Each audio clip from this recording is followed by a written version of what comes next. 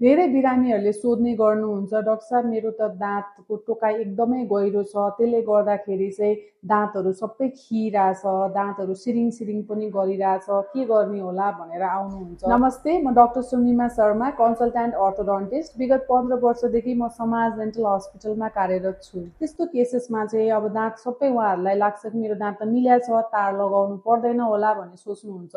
अब हामीले बाङ्गोटिङ्गो दाँतमा मात्र तार लगाउने अथवा दाँत बाहिर छ भने मात्र तार लगाउने होइन।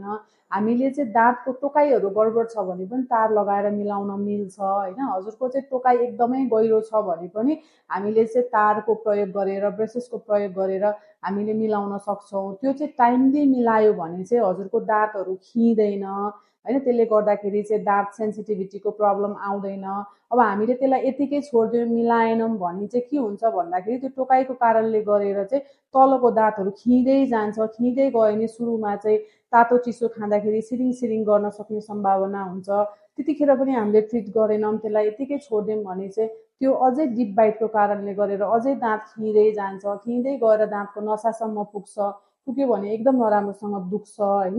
त्यस्तो केसेसमा फेरि हामीले आरसिटीहरू गर्नुपर्ने हुन्छ। भनेको हजुरको नर्मल दाँत त बिग्रेर गयो नि त, त्यही भएर चाहिँ बेलैमै यसको पत्ता लगाएर डायग्नोसिस गरेर हामीले तार लगाएर टोकाइहरू मिलायौँ भने चाहिँ हामीले पछि लङ टर्ममा चाहिँ हजुरको दाँतहरूमा त्यस्तो समस्याहरू आउँदैन।